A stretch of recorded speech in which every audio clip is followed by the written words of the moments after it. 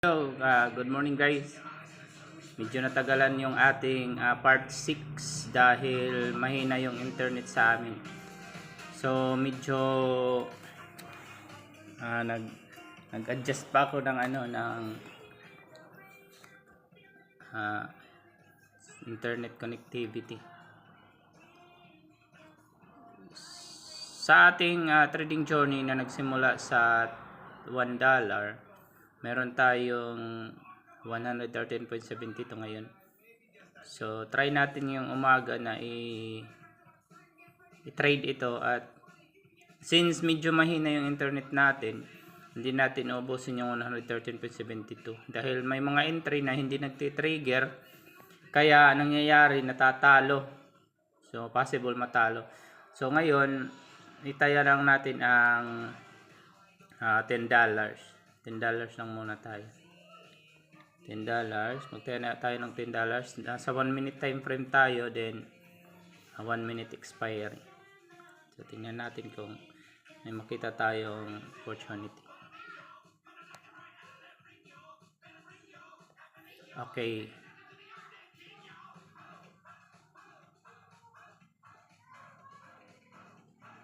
Dito tayo maghanap.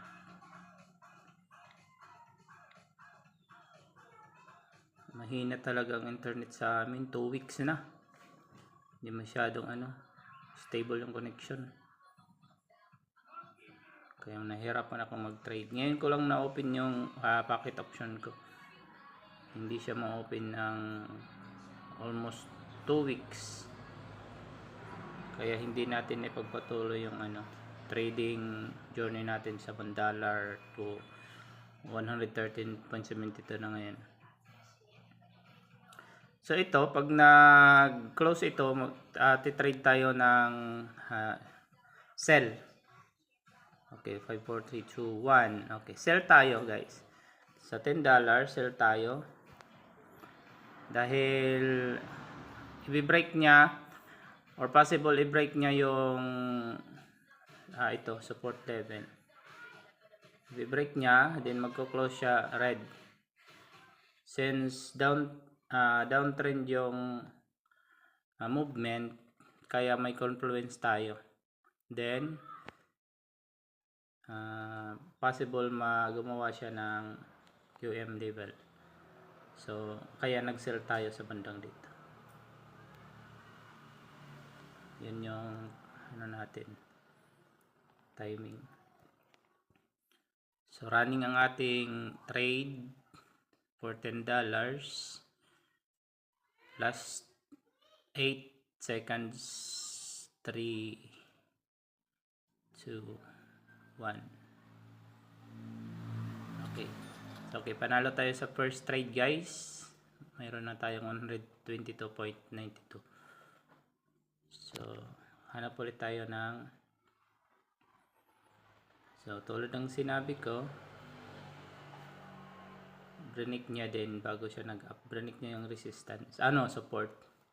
So hanap tayo ng ibang timing.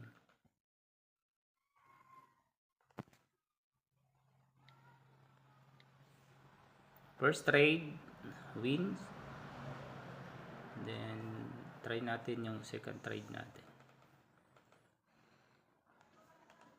Ito, pag nag-close siya dito na gumawa ng wick, iti-trade natin upside pag green candle ang pag na-break itong line natin, magti-trade tayo up.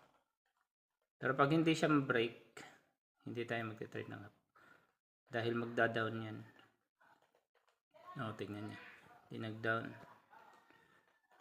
Okay, hanap tayo ng iba. Pwede pala yun up, down na trade. Hindi natin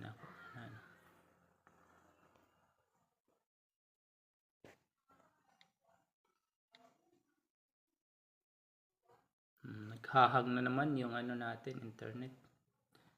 Yun yung problema dito. Siguro sa provider siguro yung problem. Okay, since kinuha niya ito, kinuha niya to guys.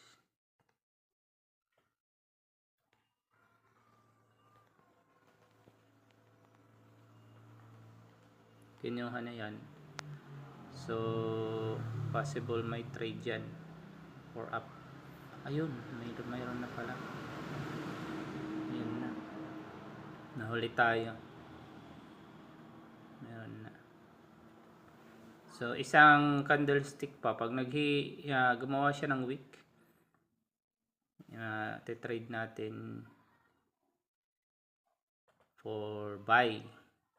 Pero pag hindi siya gumawa ng wick, sell tayo. Hintayin na lang natin.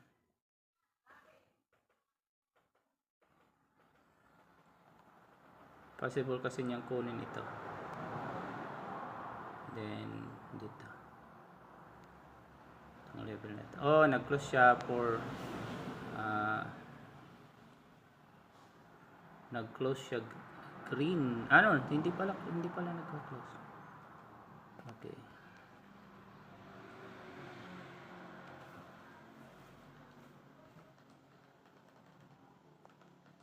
Okay, huli na. Naghang na naman. Yun ang sinasabi ko guys, kaya hindi natin inubos yung margin natin dahil naghahang talaga siya.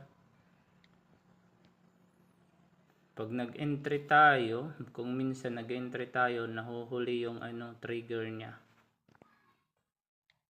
Nangyayari, natatalo, possible talo.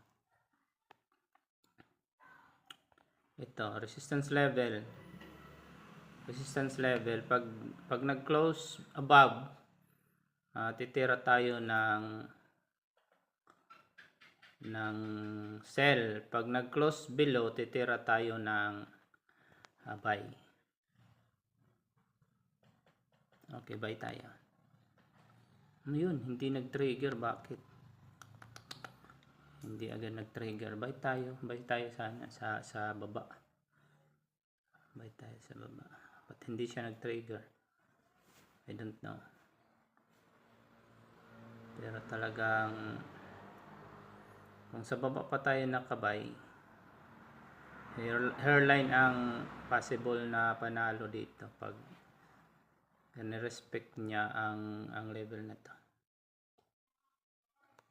Ito pa dito. Level na to. Ayun, tumaas. Kinuha yung sabi ko kanina kung sa baba at taas tayo, sa baba nag-close, magbabay tayo. Pag sa taas mag-close, magsisell tayo. Yun, robot. Yun, panalo tayo. At second trade, $14, panalo pa rin tayo. So meron tayong 132.12. Next trade tayo class.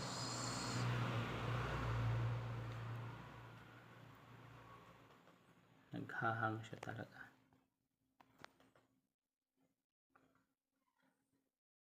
Ito guys, pag nag-close ito, possible sell. Pag nag-close siya above this one. Pero pag nag-close siya below that one, magbabay tayo.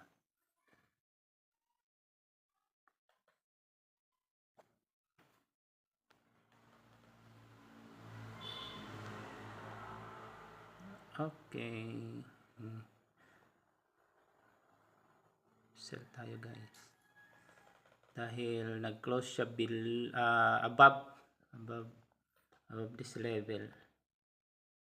Nag-close siya above this level. Sabi ko, pag nag-close siya above, magsisell tayo. Pag nag-close siya below, magbabay tayo. So nag-close siya above, hindi niya na break. Ibig sabihin, may isang candlestick pa na dapat i-break niya yan. So kaya sell ang ating trade.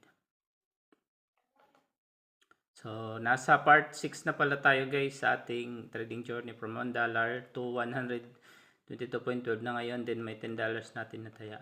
So, I hope na maipagpatuloy natin sa susunod na session. So, subaybayan niyo lang ang video at tuturuan ko pa kayo kung anong mga diskarte sa pagtitrade sa pocket option. Maraming salamat at magandang umaga. Bye-bye. Okay, panalo tayo sa pangatlong trade natin, nasa 141.32. So, dyan lang muna tayo magtatapos.